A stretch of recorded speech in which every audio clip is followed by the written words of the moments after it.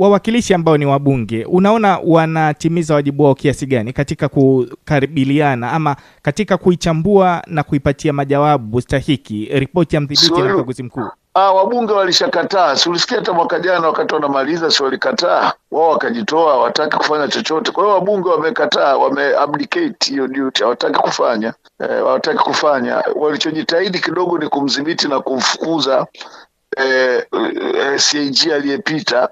Ndio jitihada kubwa, kama ulivyoona, ilikuwa ni ya kumharas baada ya kuzungumzia udhaifu wa bunge. Kwa hiyo nadhani bunge is not something we can rely for at the moment, kulingana na ruling zao. Labda they should prove us wrong, kama kuna lolote watakalofanya sasa tulione, lakini kwa ule msimamo waliokuwa nao, kusema kwamba kuna lolote tutalishauri bunge, hatuna kaka. Njia ya wananchi kuweza kupata matokeo sasa mbali ya vyombo hivi ni ipi? Njia ya kupata matokeo ni kupata katiba mpya, kupata marekebisho ya sheria, kuimarisha sekta ya utawala bora, hasa uwajibikaji, na hizi taasisi saidizi, kwa mfano taasisi kama ofisi ya CAG, ofisi ya DPP, tume haki za binadamu na utawala bora, zipewe nguvu zaidi ya kikatiba, uhuru zaidi wa kikatiba na kisheria, uhuru zaidi wa kibajeti na kiusimamizi, uhuru zaidi wa kiuteuzi na ulinzi wa nafasi zao, tunaweza tukadhibiti hali. Serikali yenyewe unaiona inachukua hatua dhidi ya ripoti ya mdhibiti na mkaguzi mkuu wa hesabu za serikali? Kama kuna hatua tungezisikia leo. Kuna hatari gani ambayo unaiona huko mbeleni kama hatua zitaweza kuchukuliwa na ripoti zikaonesha mapungufu katika nyakati tofauti? Kwanza hatutaweza kufikia malengo ya dira ya maendeleo tuliyojiwekea, kwa sababu kutakuwa na nakisi kubwa, na tutashindwa kusimamia programu zetu vizuri. Uzembe huu utaonekana ni sehemu ya uwajibikaji, itaporomosha uchumi na kipato cha taifa. Ukiona fedha zinazopotea ni nyingi sana. Kwa hiyo kimsingi mimi naona kwamba kutakuwa na athari kubwa, sio tu kiuchumi, lakini vile vile kijamii, katika kushusha maadili na kupotea katika uwajibikaji katika sekta ya umma. Wananchi unaona wana nafasi ya kufanya lolote dhidi ya hii ripoti ya mdhibiti na mkaguzi mkuu wa hesabu za serikali? Hawana, kwa sababu hata ibara ya 26 ukijaribu kusimamia utaweza. Kuna kesi ilishapelekwa na kuhoji kwa nini hata CAG anafanyiwa hivyo. Kama mnavyoona, mwenyewe kufikia mahakamani mhusika na kesi ilisha kama ilivyoisha. Kwa hiyo kimsingi ni jambo ambalo tukisema wananchi ni kwamba tunajaribu kumtwika nyoka na kichwa, lakini hakifai kubeba mzigo. Nadhani tatizo liko tu ambalo tuliweke ni letu pamoja, la kuimarisha mifumo yetu ya utawala, mifumo yetu ya uwakilishi.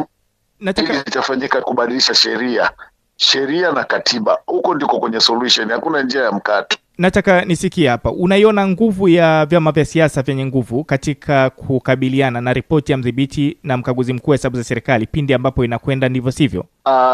Kwenye vyama vya siasa, CCM zamani ingeweza. Ile CCM ya zamani ambayo mlikuwa mkisikia kamati kuu ikikaa, mtu jasho la pua linatoka. CCM iliyoweza kuiwajibisha na kuisimamia serikali ingeweza, lakini sidhani kama sasa tuna CCM ya namna ile ambayo ilikuwa na nguvu. Nadhani CCM ya sasa inawajibishwa na serikali, ndio tofauti. Ile ya kwanza ilikuwa very strong, ilikuwa very vibrant, ilikuwa na uwezo wa kuikemea serikali. Tulikuwa na umoja wa vijana wa CCM uliokuwa na jeuri, uliokuwa na watu wenye mtazamo chanya kwa nchi, uliweza kuikemea serikali. Lakini sasa tuna chawa wengi ambao hawawezi kuchukua. Kwa upande wa chama tawala kisiasa hakuna lolote. Kwenye vyama vya upinzani kuna chama kimoja tu kwa huku bara, Zanzibar kuna ACT, lakini kwa huku bara chama serious ambacho kingeweza kuleta msukumo ni Chadema. Unavyoelewa, mpaka sasa kina kesi mahakamani, kimezuiwa kufanya shughuli zake za kisiasa. Kwa hiyo kupata msukumo wa kisiasa ni ngumu. Hivi vyama vingine vilivyopo, tuwe serious tu. Chama huku ni Chadema kwa huku bara, na kwa Zanzibar ni ACT. Kwa hiyo ukiniuliza kama unaniuliza kwa bara, nitasema sasa chama kilichotakiwa kiwe na sauti kimedhibitiwa sauti yake kwa sasa. Kwa hiyo hata kama kina nguvu, lakini hakina mahali pa kuexercise. Hata ukiwa bondia mzuri, si lazima uwe na shindano. mahali pa kwenda kushindania. Sasa wamenyang'anywa hilo eneo, kwa hiyo kwa sasa wako mahakamani. Hao ningeweza kusema labda wangeweza kuja na hoja mbadala, kuleta msukumo, uwajibikaji, lakini kwa sasa hilo haliwezekani.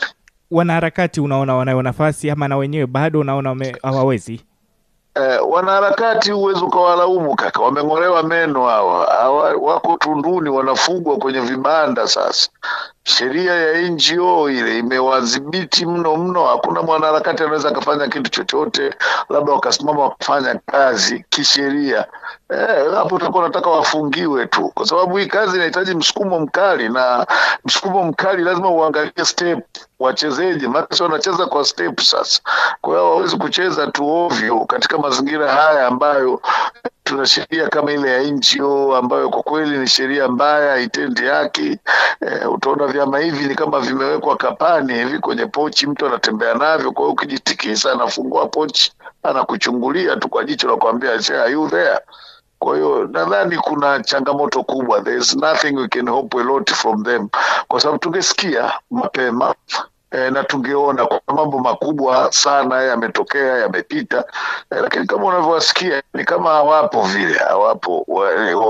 Wanakuwa kama wapo, unaona kama wanakuja, lakini ndio wanaondoka hivyo, wanakuwa hawapo. Umeeleza juu ya katiba na mabadiliko ya sheria yanaweza kusaidia. Sasa wananchi wanakusikia, ni wapi ambapo taifa linatakiwa lianzie kulingana na uzoefu wako katika masuala haya ya uadilifu katika utumishi wa umma? Kwanza kama nilivyosema, tunatakiwa swala la katiba, na katiba kazi ilishafanyika kubwa na mzee Warioba, literature zipo za kutosha mezani. Kilichotakiwa ni kwanza kurekebisha mabadiliko, kurekebisha sheria na kuleta sheria ya kuisha mchakato wa katiba mpya, lakini vivyo tuweke forum mpya ambayo itatengeneza bunge la katiba pembeni na hili lililopo, kwa sababu hili aliwezi kufanya kazi na likaleta ile trust kwa umma. Lakini kabla ya kufanya kitu chochote, taifa letu sasa limepita kwenye mkwamo mkubwa. Tunatakiwa tume ya ukweli, haki na uwajibikaji, ili wananchi waweze kujadili tulifikaje hapa, tuna shida gani, tuna matatizo gani.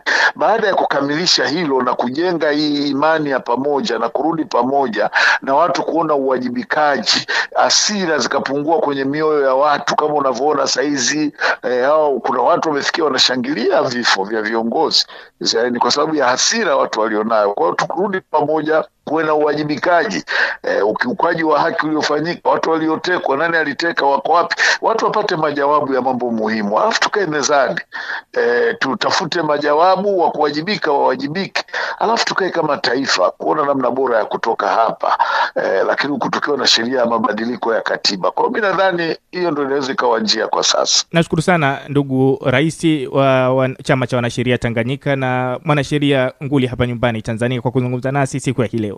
Asante sana.